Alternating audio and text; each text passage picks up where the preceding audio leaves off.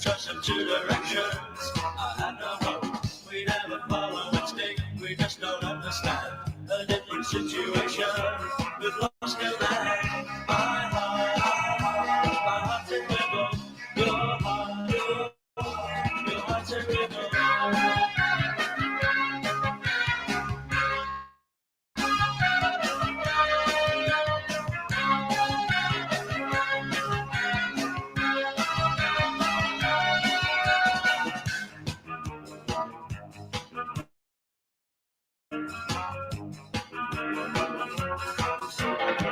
You always share affection with everybody else. I think that you should learn to love yourself.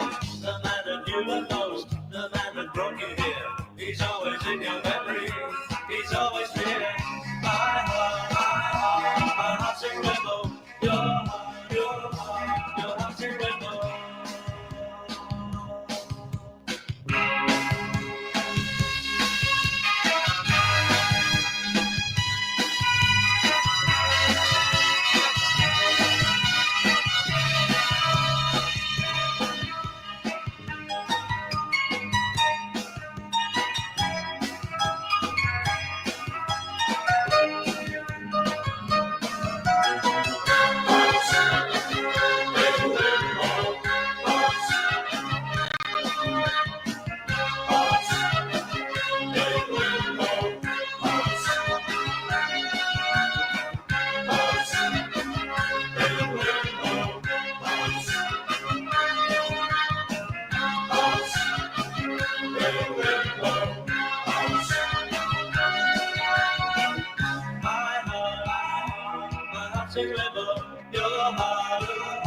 Your heart's in limbo.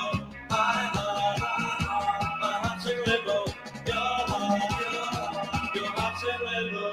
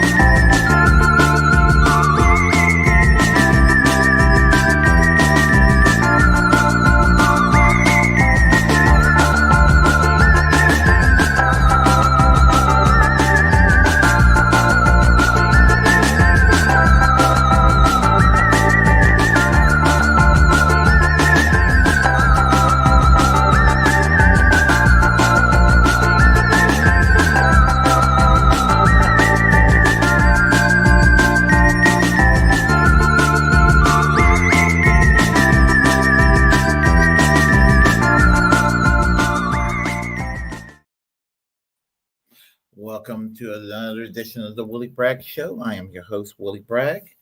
Sorry about yesterday. I scheduled it for initially yesterday. Then what happened? Then I scheduled it for tonight, or at least I thought I scheduled it for tonight. But what happened was that I forgot to actually program it in here. So it'll be December 4th. So it was still December 3rd. So just in case you were in here last night and waiting for a video that never manifested because I wasn't live streaming last night because I fucked up. That's what happened. Hello, I am Willie Bragg. How are you doing today? I hope everybody's doing well. and just making it through the holidays and all of that. So um, trying to make it through and everything. Um, been busy working, taking care of shit at the doctor's office with the insurance and all of that.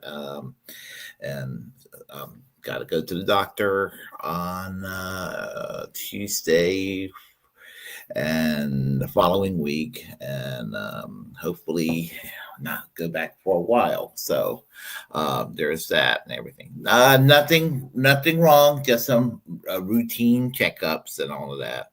I'm healthy as a horse. Just some high blood pressure and a weight problem that's actually improving.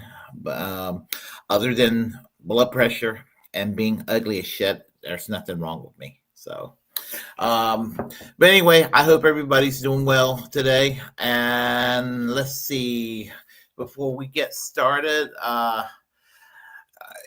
Thanksgiving was last Thursday, and I didn't play this. At least I don't think I played this, so I will share it with you. I know it's after Thanksgiving, but I will share it with you anyway because it's so damn funny. So, let me find it real quick. Okay. Is that no? That's not it. Why do I keep fucking up? Okay. All right. Oh, I know what I did wrong. Right there. Okay. Sorry about that, folks. Share a screen. All right. No, that's not it. That is it. Okay. All right. I want you to watch this.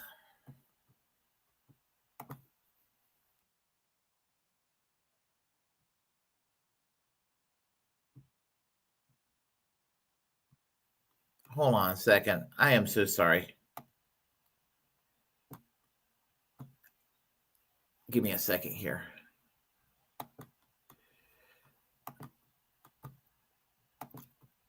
My lack of professionalism leaves something to be desired sometimes. Here we go. The Church of England is sending a literal army of immigrants across our borders to destroy our way of life. I mean, those blankets are covered in a literal super virus that will wipe you out. Ken James is a lizard person who drinks the literal blood of little babies. The Church of England is sending a literal army of immigrants across our borders to destroy our way of life. I mean, those blankets are covered in a literal super virus that will wipe you out. Ken James is a lizard person who drinks the literal blood of little babies. Yeah, Alex Jones. And that's the AI, obviously, of Alex Jones in a celebratory spirit of Thanksgiving, as you could imagine him back in the days if he would have been a damn Puritan. So I was just like, yeah. He cracks me up. So an AI parody of him is obviously going to be funny. So how are you doing, Lurley? I hope you're doing well, and I hope you had a good Thanksgiving and all that. And I hope everybody's doing well today. So what we're going to discuss is, we're going to discuss England. We're going to discuss a little bit of politics that's taking place in England because there's a possible realignment that's going to take place politically in the UK. As you all know or may be aware when it comes to British politics, we have a two-party system here in the United States. Britain today, as it stands, although I believe there's as many if you really want to knuckle it down and count the parties. I think there's probably as many as 8 or 9 political parties in the British Parliament, but it's really a 2.5 party system, or maybe you can say a 3-party system. The Labour Party, the Conservative Party, and the Liberal Democrat Party.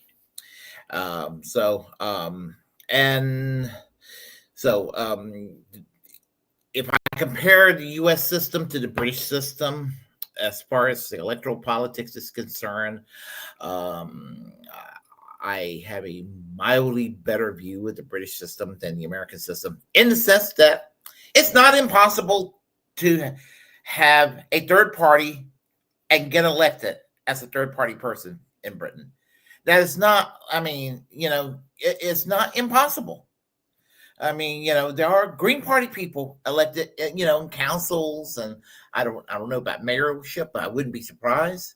I don't know if there's any in Parliament currently. You know what? I should go and try to find out what the party makeup is in the UK Parliament. But until then, I would just say this: it is a little bit better.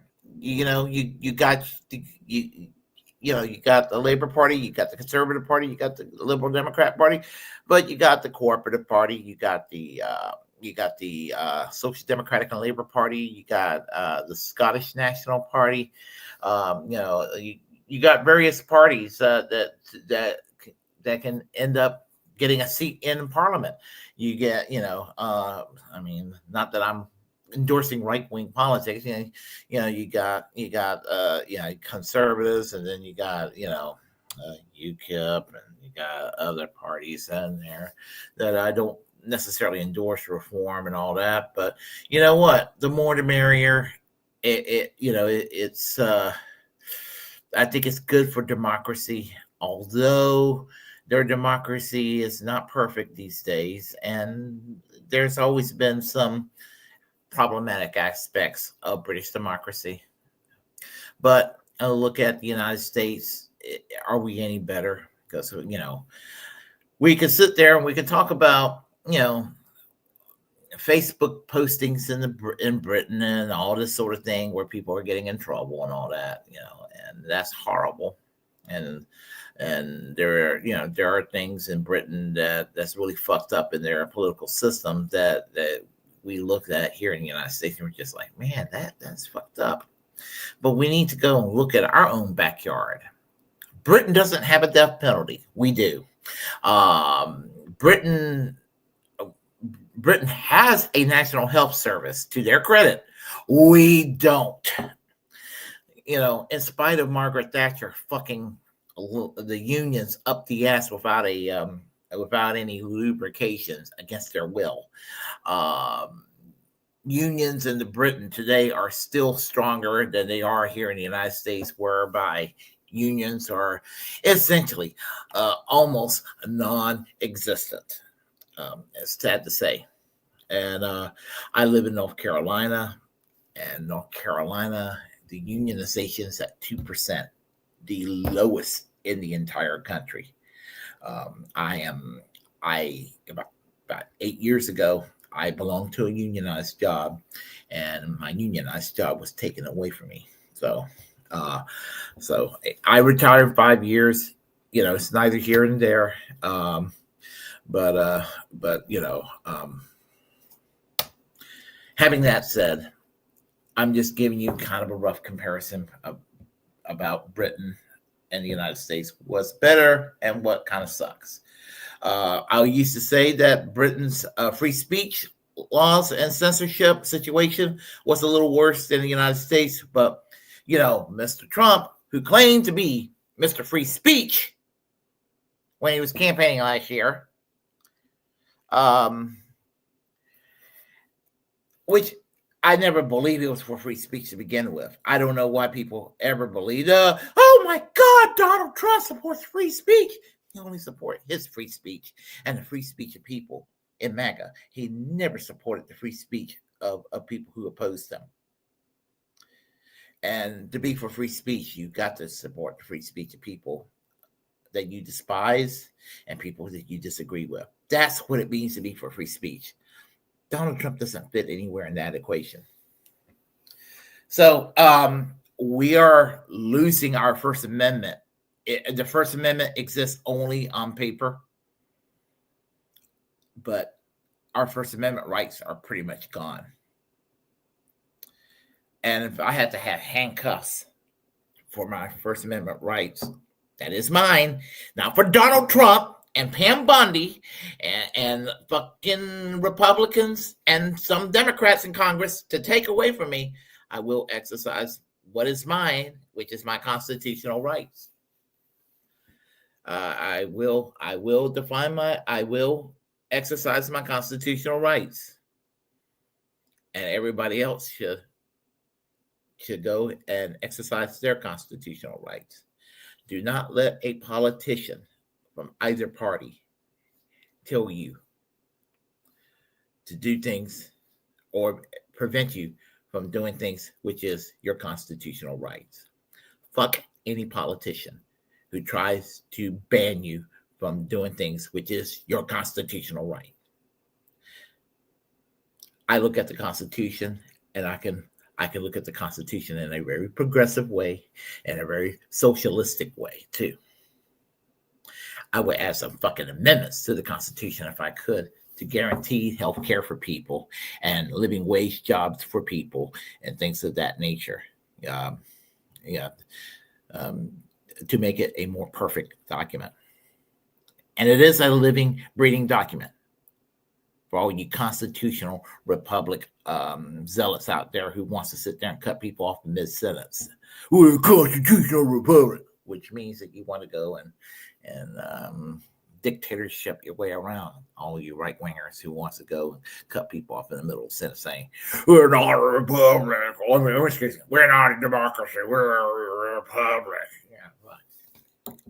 Anyway, suffice to say, well, I am sort of getting off track. Let me get off to the topic at hand. In Britain, Jeremy Corbyn was kicked out of the Labour Party after it was a 2019 election, and he was kicked out, and when he ran again for re-election, he ran as an independent for the Islington North constituency. He got elected as an independent socialist. He managed to get several members of parliament to team up with him to form a new political party. Listen, I'm an American, so it's really, even though I'm going to comment on the name of the party, it really isn't for me to say because I'm an American. I could have chosen something better than your party, but if that's what they want to call it, that's what they want to call it. I personally, if I was British and if I had any influence, I would have said, hey, Jerry, why don't you guys go with the name of Michael Foot's party when he was younger? Go with the name the Independent Labour Party, which was a political party that existed inside and outside of the Labour Party for many years before it dissolved in, 1975, when it became Labour Left Briefings, a left-wing publication, which I think still exists to this day. But anyway, I would have gone back to that old name, but I would have called it, New Socialists or something of that nature, or I would have taken what is existing right now, the Trade Union and Socialist Coalition, and turned that into a political party. I mean, they ran candidates, but I would have just taken that infrastructure and said, hey, that's the new party or something like that. But that's what they're called, your party. And if I lived in Britain, I would belong to your party. I would belong to the political party of Jeremy Corbyn. That would be where my politics is. I one time I would have said my political affiliation or sympathies in Britain would have been Labour. Not Tony Blair's Labour, but Labour, like the socialists in Labour. The pro-workers in Labour. That would have been my political orientation. I would suspect maybe many of y'all feel the same way. And various tendencies within that old Labor coalition of the past. I mean, and your party is a continuation of that old tradition, but it's with a kind of a facelift, you could say. It's old labor with a facelift as a new political party. So November 30th, they had a national conference, and with that national conference, they had the inaugural national conference of your party, which again is a new left-wing political party founded by Jeremy Corbyn and another former Labor MP by the name of Zara Sultana, and they had their conference in the last week of November, marking the official birth of the party, and they had a growth spurts, but they had some disputes in the party and everything, and of course, I call that growing pains. But the conference, which was attended by roughly 2,500 people, they created their leadership model, adopted the name, created the party infrastructure and that sort of thing in there. And the conference outcome basically was, again, the name of the party, your party. And it's largely an anti-war party, a socialist party, a party that basically puts people over profits. It puts peace over war. It basically, it puts Palestine in the forefront. It puts anti-racism in the forefront. It puts everything that is positive as far as justice in the forefront. What a Labor Party should be, a true Labor Party, not that thing that Keir Starmer is in charge of right now, which is the Labor Party in Britain is no better than the Democrats these days. So anyway, there's another figure in Britain, George Galloway.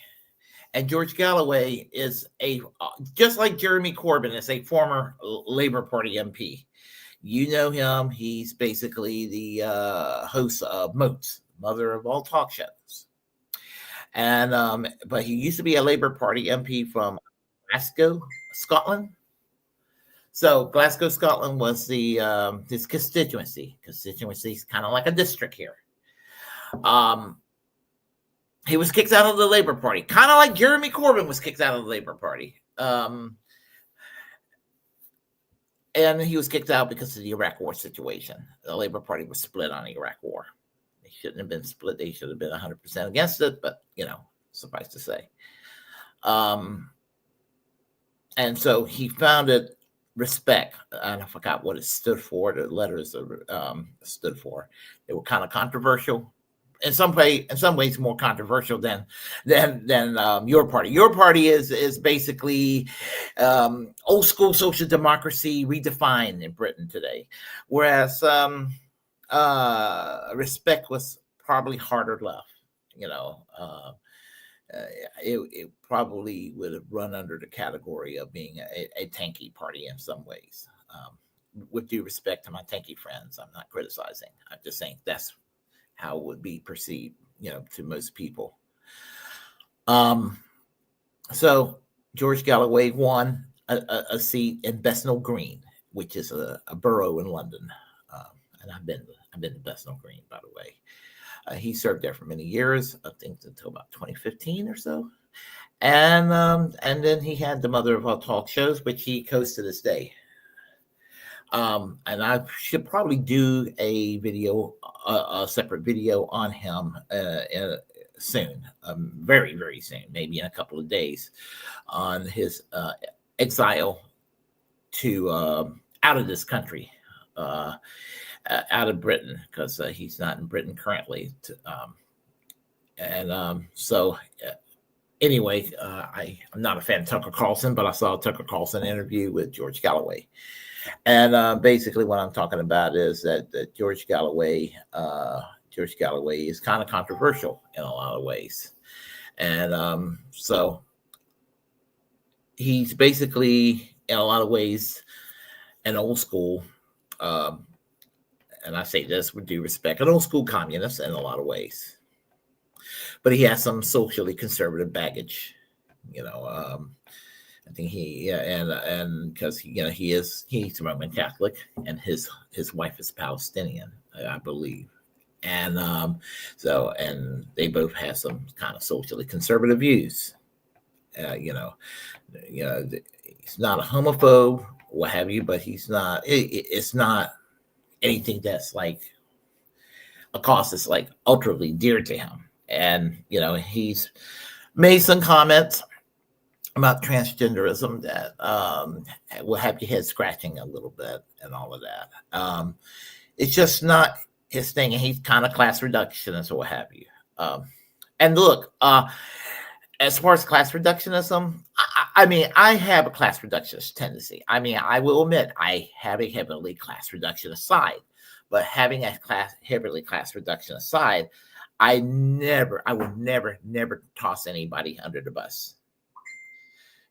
Class solidarity comes first with me, but here's the thing: class solidarity means everyone. That means, and when I mean everyone, that means the marginalized too. So, but the thing is, when it comes to the social issues or what have you, and I was kind of saddened to find out that hold on a second here. I was saddened to find out that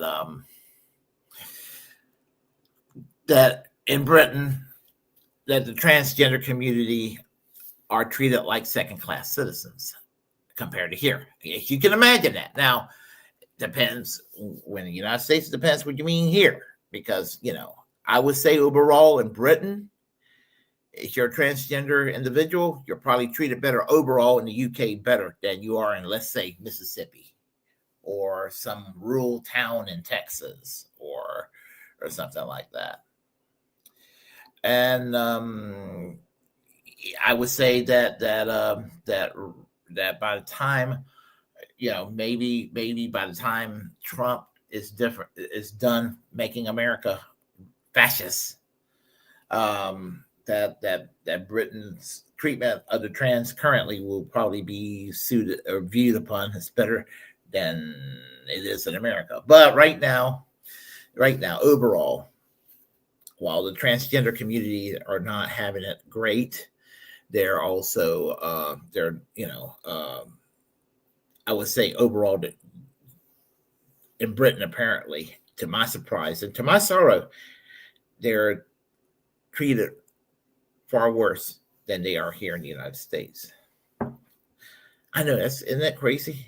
You actually would think otherwise, but which is ironic because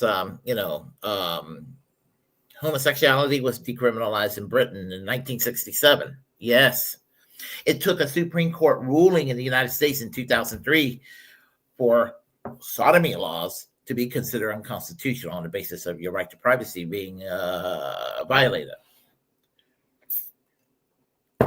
And isn't it hard to believe that people in 2003 were clutching their pearls about that? But anyway, in a negative way, when the Supreme Court said, on the basis of your right to privacy.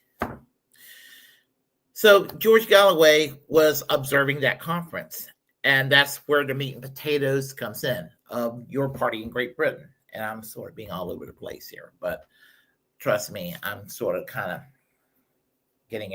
tying everything together.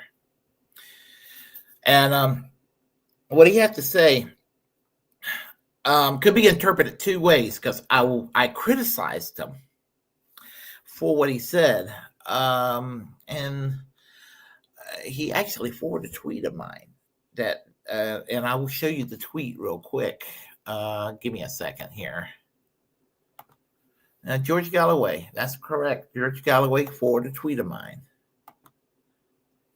And I said to George Galloway, and I'll show you the video what George Galloway said in a second, but here's the tweet.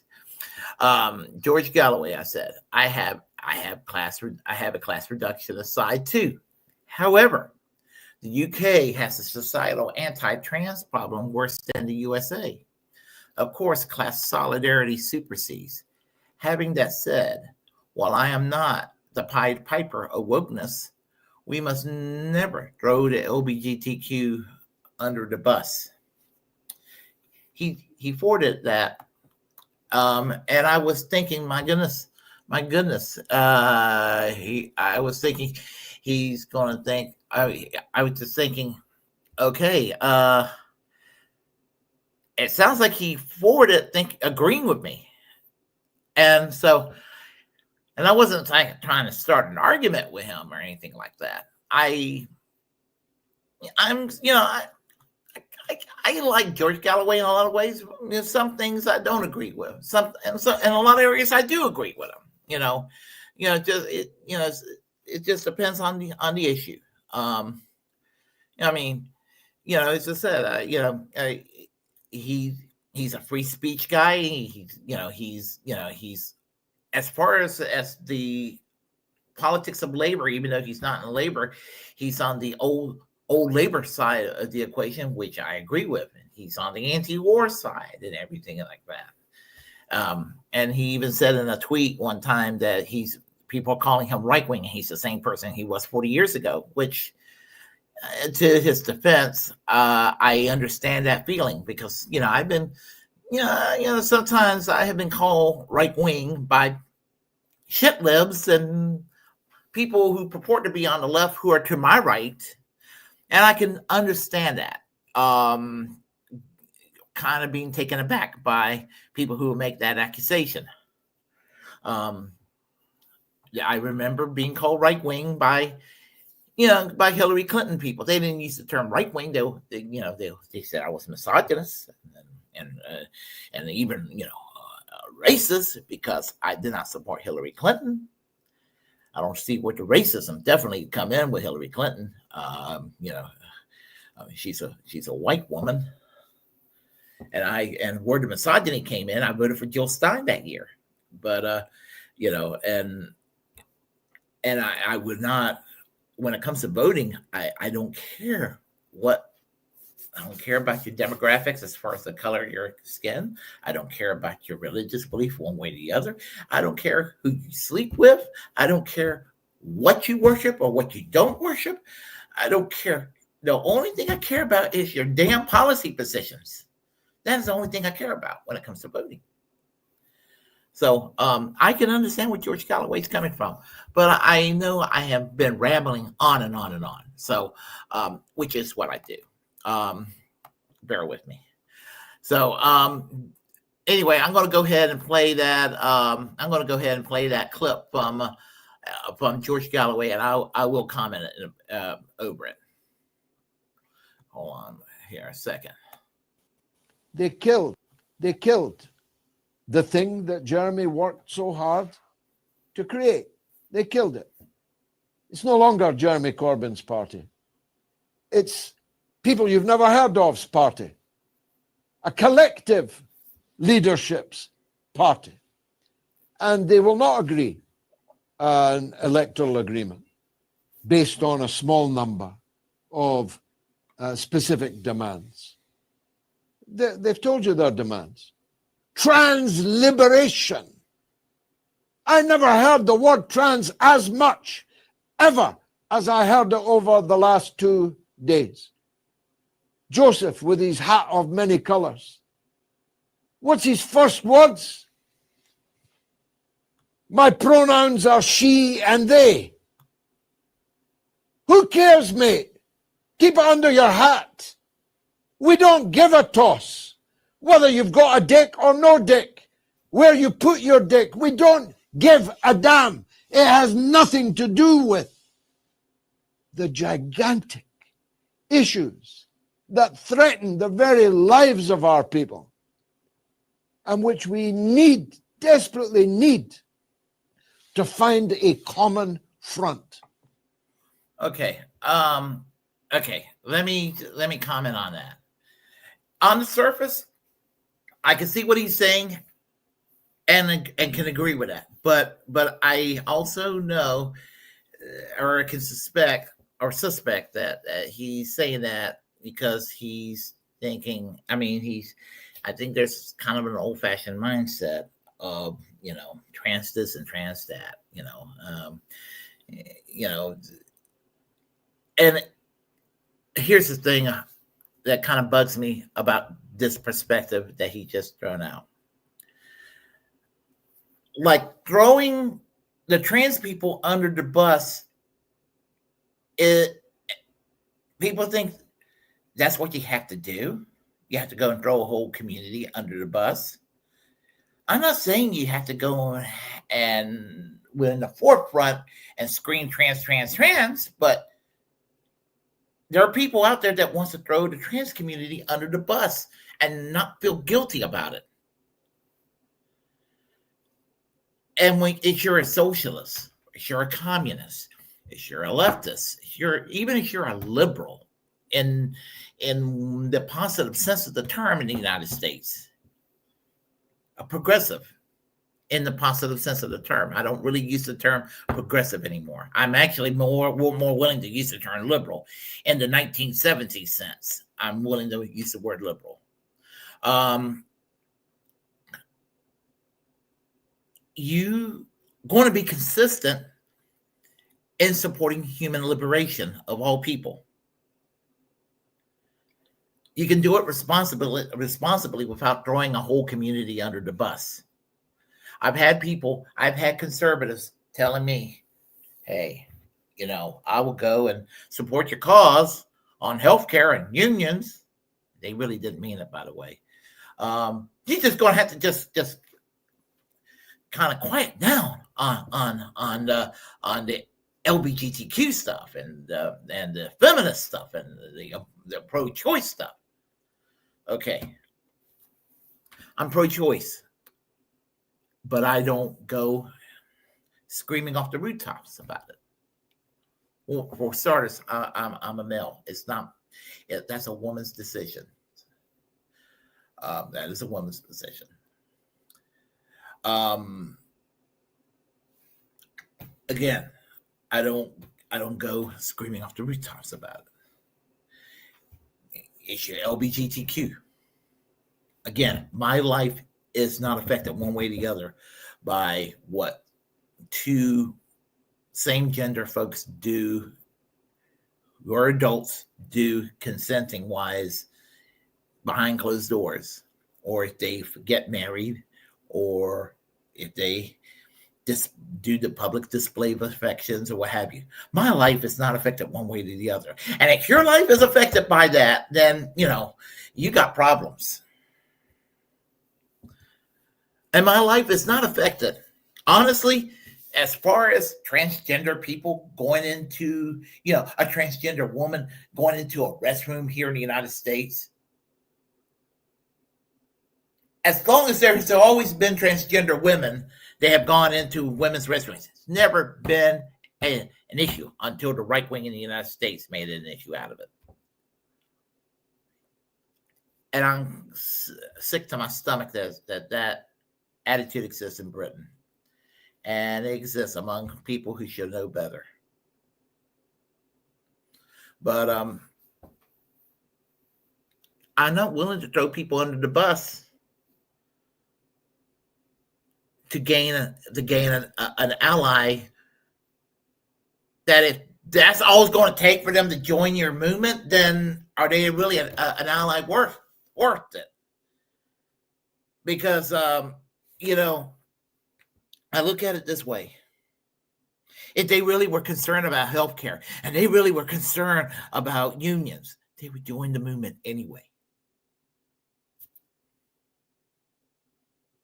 They would join the movement anyway.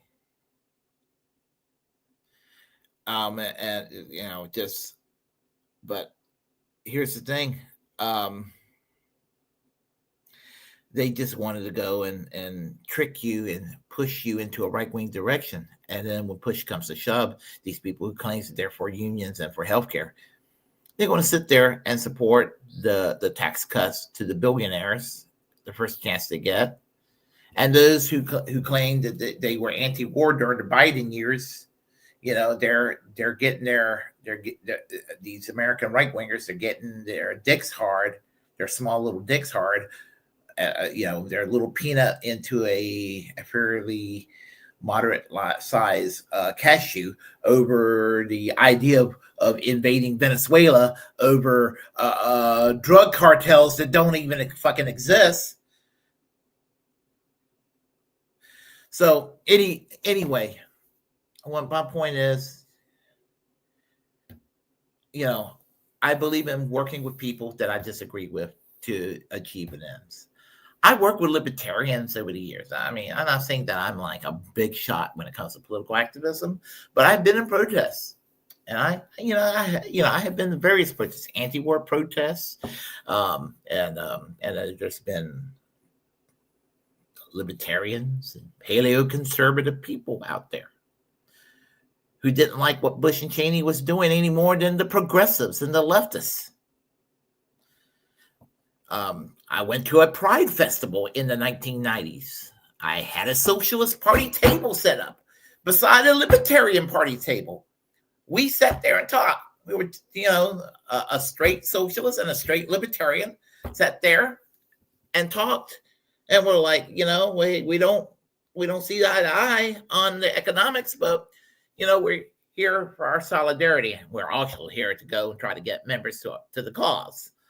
And I had no problem with the libertarian trying to recruit to the libertarian movement any more than I would think he wouldn't have any problem with me trying to recruit to the socialist movement. But at least there was the commonality. The commonality was that the libertarians and the socialists are more or less in agreement in the equality question in that regard, just as socialists and libertarians tend to agree on the anti-war issue, or drug legalization, or when I go to protests against capital punishment, there are libertarians out there, and there are people who are pro-life out there that are anti-abortion. Now, the anti-abortion crowd and the anti-capital punishment protests are usually Roman Catholic types. Evangelical Protestant types, they tend not to be so, but that's not to say no, there's no such a thing as one. But again, I'm not going to sit there and pick and choose my allies, but I'm not going to sit there and water down my beliefs to accommodate folks either. I went to a controversial march in 2023, Rage Against the War Machine. I had no problems. I went to Rage Against the War Machine. But some people thought, oh my God, you went to Rage Against the War Machine. And it's like, there are a bunch of right-wingers out there. I know there were. Still look like a lot of left-wing protests I went to, because there was plenty of leftists out there. I was out there to protest against war. And I don't care if there were right-wingers out there. I don't care if they were.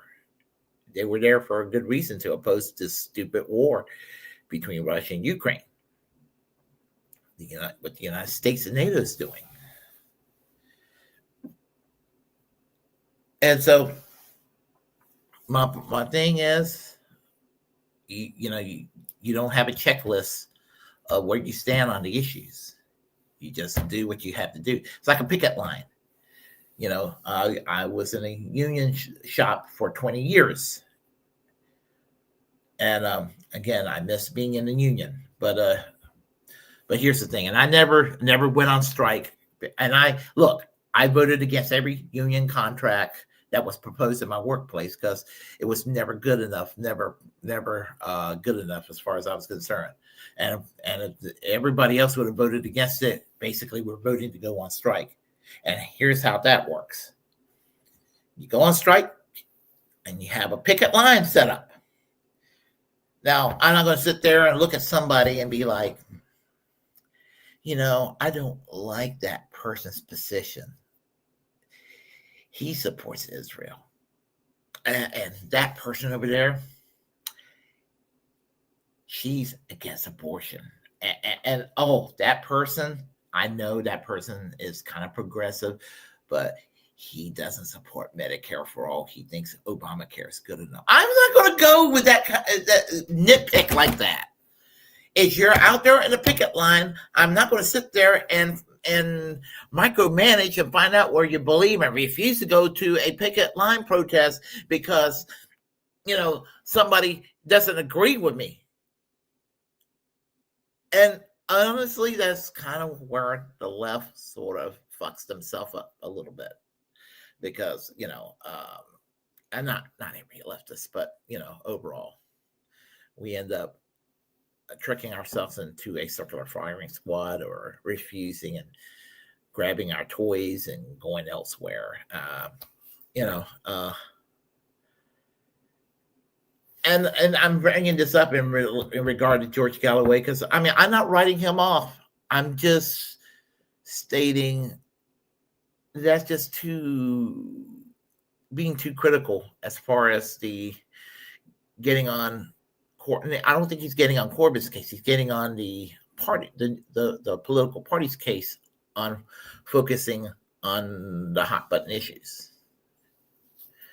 And when it comes to a political party, one of the reasons with due respect to my friends who are Marxist-Leninists, one of the reasons I'm not a Marxist-Leninist, I don't believe in democratic centralism. And, I'm a little more libertarian left on these questions. And again, if you are Marxist-Leninist, love you guys, but we have a little disagreement there, and that's cool as far as I'm concerned. I'm just saying, I do believe in a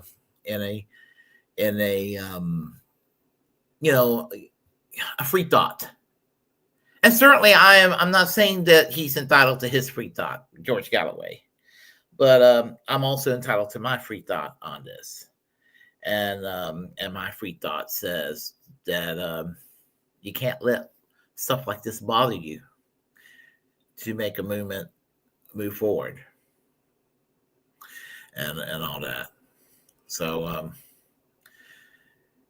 and the only thing I would say that comes close to home for me is that I know a few people who are trans, and I don't want to let them down.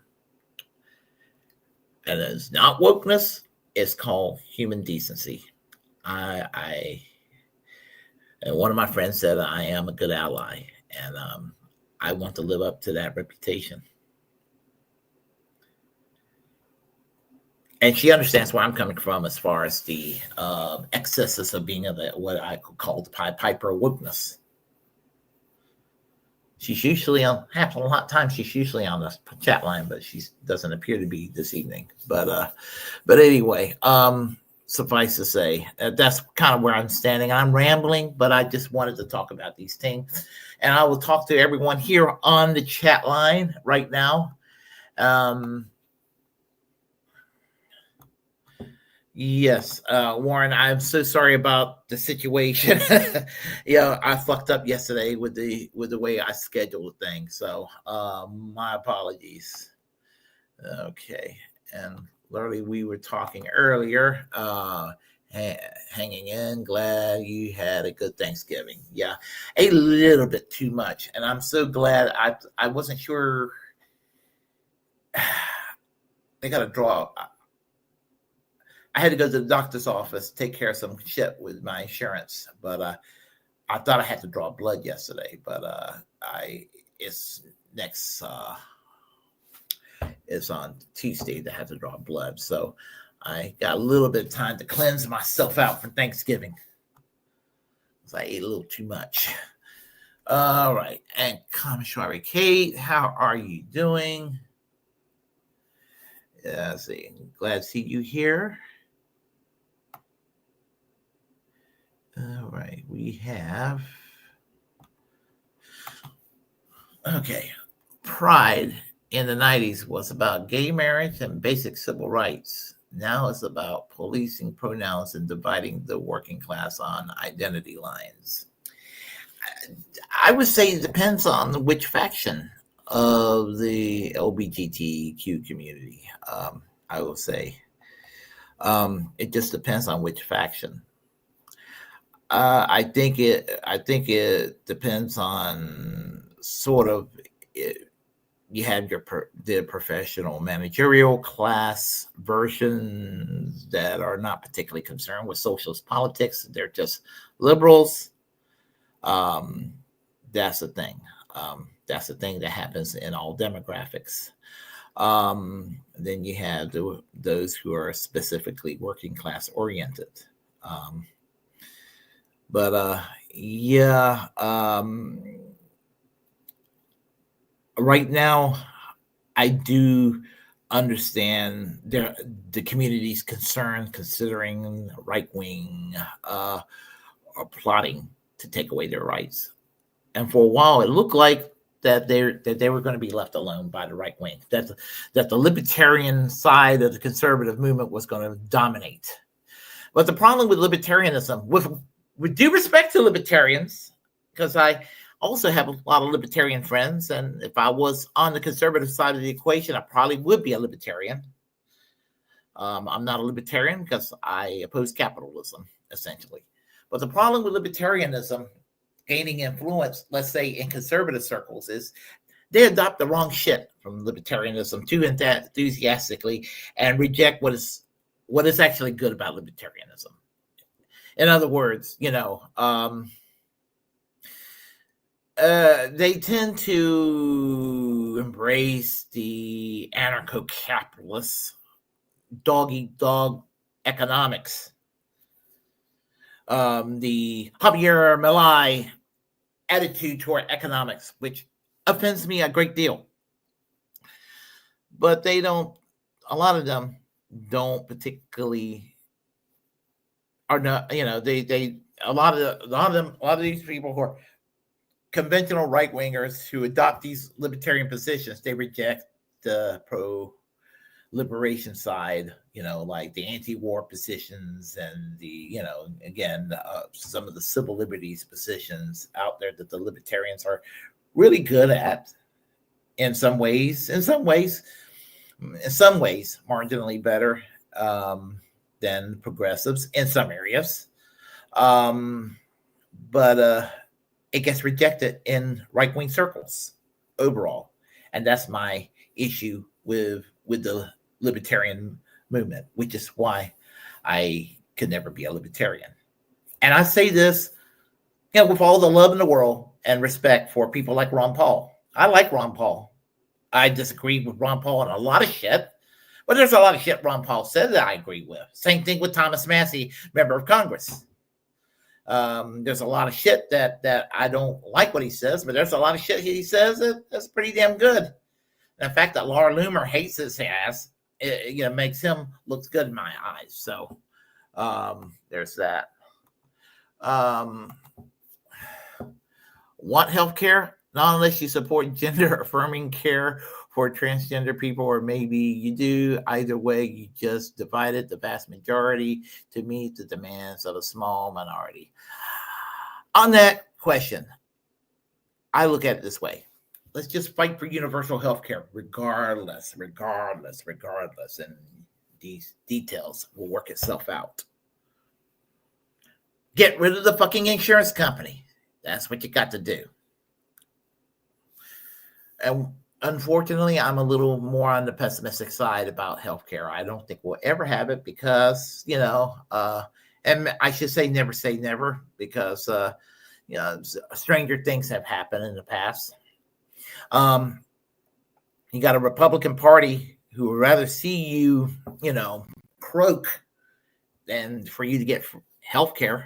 And you got a Democratic Party whose position ranges from Mitch McConnell on the conservative Democrat side to people who are Bernie Sanders adjacent, that on rhetoric says they support Medicare for all. And then you have Democrats in between those positions who favors all kinds of solutions, and they will just word salad the term healthcare to death without actually talking about what needs to be done, which is to basically remove the profit motive 100% from the healthcare system. In other words, look at Great Britain's system, look at the Cuban system, take those two systems, replicate it here in the United States. Or you didn't do that, or you didn't, and that looks bad too. Yeah, point well taken. Are we going to have to give Willie a spanking? I have a joke about spanking, Kate. Whenever I hear people bring up the term spanking, I would say, mom and dad never hit me, and you can see how it turned out. And for some reason, some people look at me and say, "Yeah, that's the problem." No, I personally don't believe in spanking kids. So then again, I never had kids, so I'm glad I didn't have an opportunity to be a hypocrite either. Woke went from the man. Capitalism is getting you down to your neighbor as a racist, homophobic, misogynistic bigot, not helpful to building a mass movement. Yeah, and here's the thing about the racist, homophobic, misogynistic bigots. They're pieces of shit. If they're not actively harming others, I do not believe in thought crimes. However, if they are oppressing people on the basis of their hatreds, obviously, don't allow them to do that. I think that's pretty simple there. Let me do this real quick. Okay. I agree with universal health care. No brainer. Yep. That's what it comes down to. Universal health care. A friend of the show, Angie Moon, said on Facebook the other day. I miss her on Twitter, by the way. She just got tired of being on Twitter. She said the other day that she lives in Britain, and whenever she hears British people, complaining about the NHS, she has to kind of let them know about what it's like to live in the United States and the nightmare that comes with living in the United States in regard to healthcare. And I appreciated hearing that because, there's too many Americans who know nothing about the British healthcare system, that never been to Britain or anything like that. Oh, it doesn't work. England, it doesn't work. They don't know the damn thing about England. I've heard somebody describe the British healthcare system as if that's what that's what Obamacare is. I'm like, no. That was about a decade ago. I had to sit there and explain to them that Obamacare and what the NHS is are two different things. So anyway, and I have to go in a minute here, but racist, homophobic, misogynistic bigots are indeed trash, but not everyone who voted for a Republican is automatically all three. Agree, those things are quite a few people that they are the same. Yeah, I agree. Look, I know Republicans who are like the nicest people in the world. I know I shit on Republicans a lot. And when I do, I'm shitting on mostly elected Republicans, or the kind of Republicans that you see, the stereotypical, the ones that look like they're January 6th wannabes, January 6th insurrection wannabes, who talks a tough game, wanting to threaten people on the left, and fuck those people all day long. But I know people who are Republicans that have some ideas that I disagree with. And they would not harm anybody, and even on issues that I profoundly disagree with them on. If they live, I know one person who says she wouldn't mind living in Ireland. She wouldn't mind, living in Scotland. She wouldn't mind living in this European country, that European country.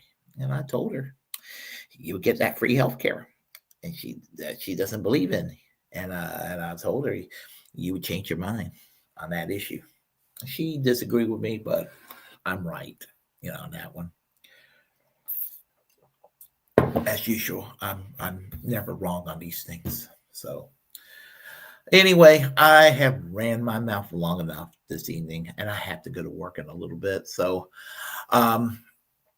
maybe tomorrow, and I'll have to work on a thumbnail quickly tomorrow morning if I do this. I might have a video on Friday afternoon before I go to work. If not, I would try to have a video on Monday. So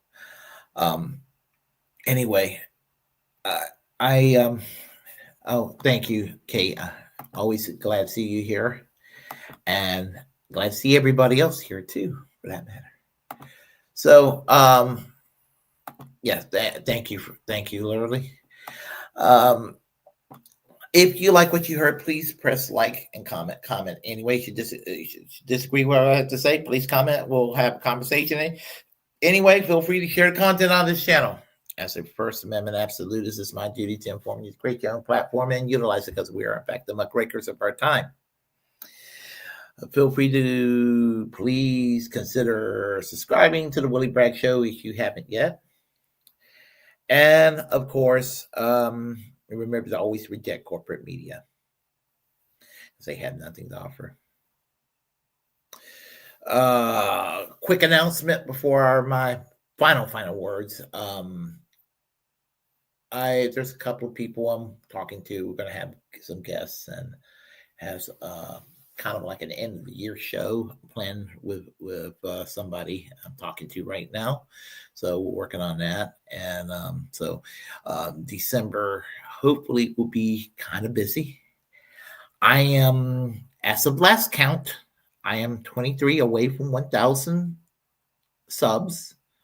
So if you know anybody, you could just tell them, please, just subscribe to the Willie Bragg Show. It doesn't cost them a cent. Just tell them to subscribe to the Willie Bragg Show. Help with my numbers. And because I will feel legitimate if I can get 1,000. And once I get over 1,000, at some point afterwards, we'll have a celebration show, because 1,000 is a good number on YouTube. Anyway, so my final words is free and pardon Ed Snowden and all other political prisoners. Free Palestine and genocide.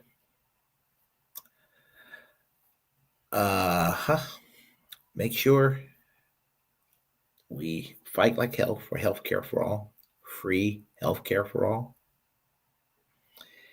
And for that First Amendment to mean something, preserve our free speech, our rights. It's ours, not for them to take. And until next time, when it comes to transphobes, this doesn't really apply to George Galloway, but it does apply to Matt Walsh. Fuck Matt Walsh from the Daily Wire. Y'all take care. Have a great weekend. Bye-bye.